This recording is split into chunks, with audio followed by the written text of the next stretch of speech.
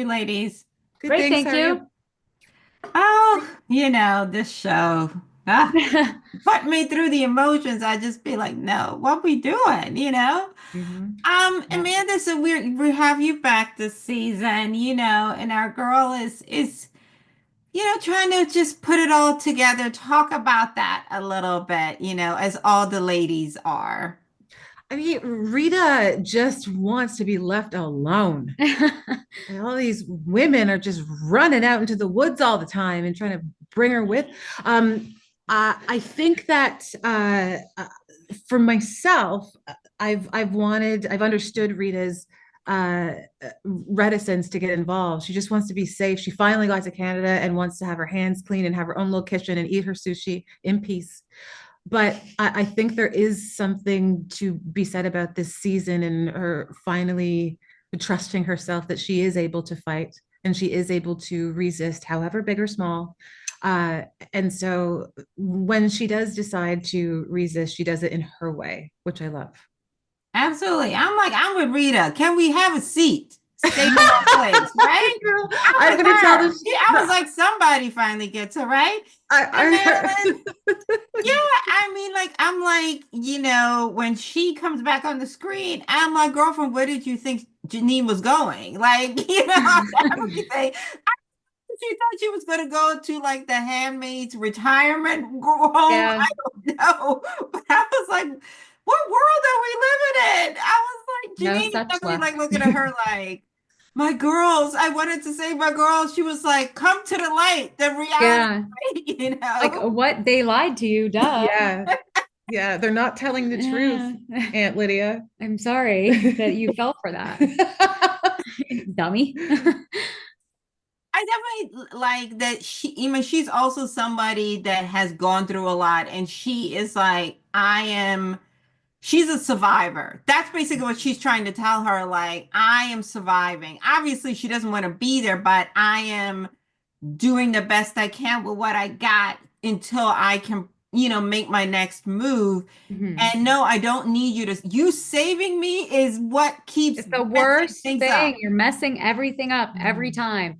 And also for Janine, Aunt Lydia saving her just means going back into like to service or to like preparing other girls for the service of a handmaid. And to Janine, there's it's a fate worse than death, like just kind of lining these girls up for the slaughter, essentially. So I think that what she finds in Jezebel's is a really beautiful opportunity to shepherd these girls through like this terrible time, but to bring them love and friendship and like companionship together. I think she really loves these girls in Jezebel's, and they make the best of a bad situation, as Janine always does. I think this is also the theme this season a little bit more, where we're like, we've gone through all of this. Somebody asked the women what the heck they want. Have we Mhm. Mhm. not learned that after 5 seasons? Season six is finally, I feel like, as each woman is coming to term with her choices and where she is, I am like, stop trying to think for these women. Stop trying to decide for these women. This is why we are in the mess we are in, right? Mhm. So I think that is one thing that is, as I'm having my highs and lows and yelling at my TV, at some of the Mhm. Mhm. choices people are making, that I'm like, hello, listen to the women. Mhm. Yeah, that's it right there. That's it. You said it. Listen to the women. Absolutely. Like I said, I really enjoyed it, even though my blood pressure is high sometimes, or I'm just like, oh my God, why are we going through this again? But again, I think that's one thing I do love about the show. It makes us lean in and it's like a nice little drug, you know what I mean? We know we shouldn't, but we keep leaning in and Mhm. hoping for better endings. So hopefully, everybody will end up where they need to be, where they want to be, I would say, about this season. But, as always, great work, everyone, and really enjoyed it. Thank Thank you. you. Thanks so much. Appreciate you. Tribune. Hi, guys. Hey, Hi. how are you? Good. Let's Good. start with you, Samira. You are such a good friend. Oh. You really are. Because June be wearing me out. I just be like, oh my goodness. I'm like, she just does sometimes the choices that she makes. And Mara is just like she's real ride or die. I just want one part of this season somebody to go, June, we ain't got it. We're not doing it. We tired. We want to have a seat, right? But she just really talk about just being a thorough, real friend. Even when the friend you're being, she just is like, she just dives into stuff sometimes. And I just be like, come on, June. Tired. I know. I'm saying June is the one to wear me out. Honestly, watching this show is kind of like, ah. But I Thank hear you about you. Moira. I mean, honestly, when you're inside of a character, for me, when I'm inside of a character, it's hard for me to judge it like that or even see it like that. But I hear you though. There is something about that the connection that they have. They met as college roommates when they were young adults. And they really fell in love, platonic love with each other. I think of their relationship as, almost cosmic, look, but also there's an element of Moira where she got out and June didn't. And there is survivor's remorse there. And there is also a responsibility that is always has a beating heart inside of her that like I'm not gonna stop until I get her out. I'm not gonna stop until I get everybody out. I'm not gonna stop until this is over. Even being in Canada, her job is to be still a part of this, being the person that works in the refugee center, not just the person who works there, but the person who meets the people who just crossed the border. She is, like you said, she's ride or die. She's ride or die for June, but also for the cause. And that's just the kind of person that she is, and it's been an honor to play her. Absolutely. And Sam, we don't know what to make of Mark. We're like, is he Mhm. on our side? Is he playing double agent? Like we're like, friend, whose side are you on? Like, Friend. especially in this show where everybody lies. Yeah. Well, it's so funny. I mean, I think that's a testament to the writing because they don't write like they write Mark is very guarded and he's holding his cards because he's dealing with people who are unbelievably smart and who are Mm, trying to manipulate.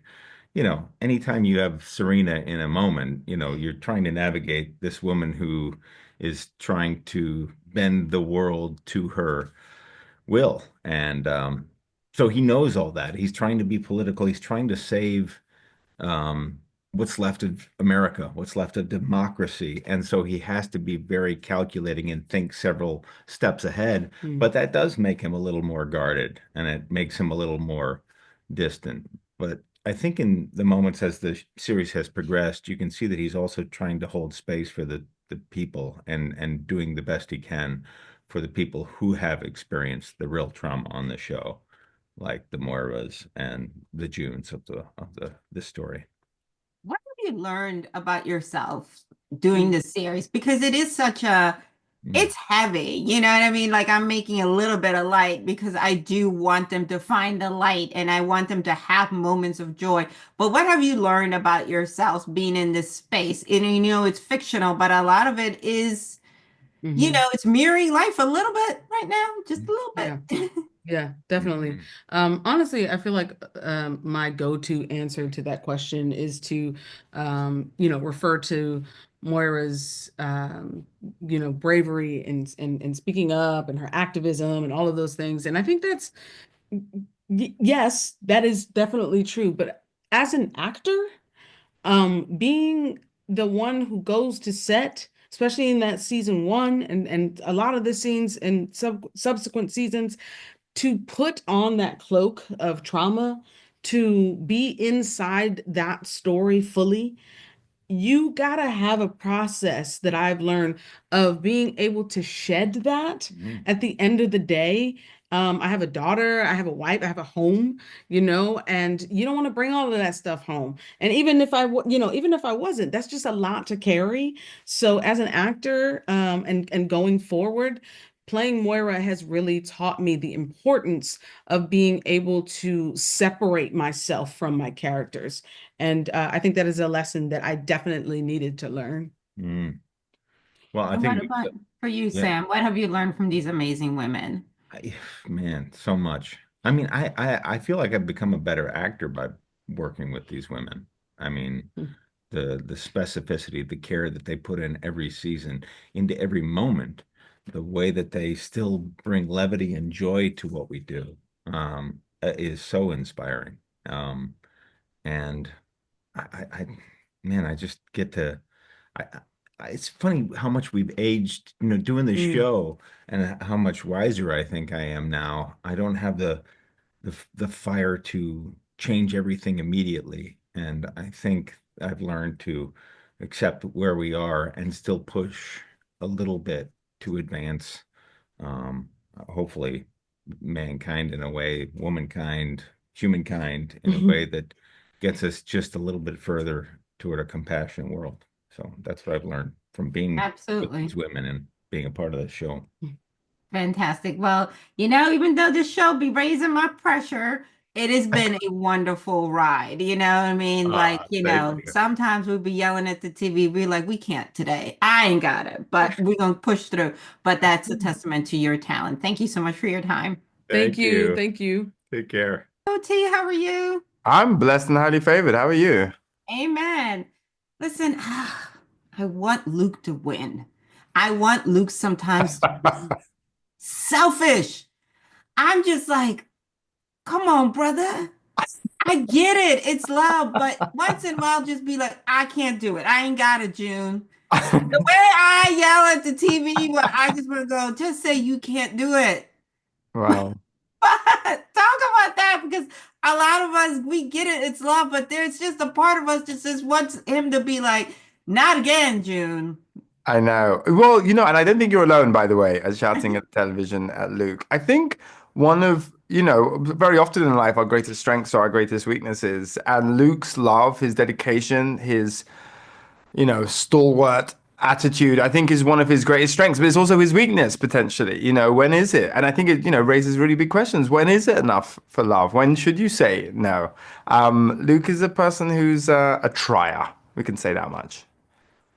And I would see, and I think the other thing too is it's his kids, that keep him also, he wants to see a better world. He is that rare and shining light in this thing of darkness. Do you know what I mean? Even though we're like, you don't have to be the savior all the time. Yeah, but I mean, isn't that true in life? Like the kids in our lives, they make you think, well, in this time of darkness, and you look at the news and everything can be so depressing, you think, well, we have to do better because these little people are going to grow up here. And so I think that's the same for Luke, He wants to change the world. He wants his kids to be okay. His kid, Hannah. Yeah.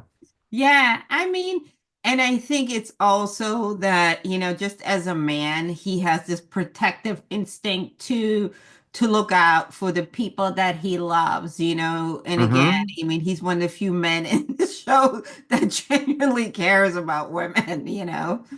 Yeah, I think you're absolutely right. I mean, it's so interesting to me, because obviously Nick is such a compelling character, but so many of the men are part of a kind of fascistic regime, which I think often gets overlooked when we kind of like examine their behaviors. Luke isn't bitter. No, but like I said, is I love you and I love you playing this character, Oh, thank you. but I'm always like, it's okay if you just say today, I ain't got it. I need a All right, all timeout. right. I need a me break and get somebody else. That's that. All right, I'm gonna take that with me. I'm walking today with that. Absolutely. That's really where I'm at with him because I just be like, oh no, I think you see it. And I don't really want to say it because I don't want to ruin it. But then I go, oh my God, here we go again. But But isn't that what we come for with Handmaids? Like, because I think it's that like ambivalent. That's the worst thing you can do. Watch a TV show and be like, oh, I don't care what happens to the character. And when you're shouting at the TV, that makes me really happy. You're screaming at the TV yes, means that we did it right. the group text definitely is going where we go. Somebody else get the cape.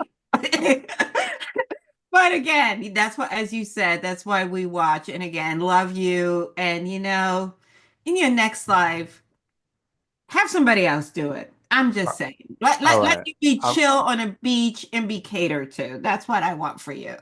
Well, all right, all right. I think that could work out. I'm here for it.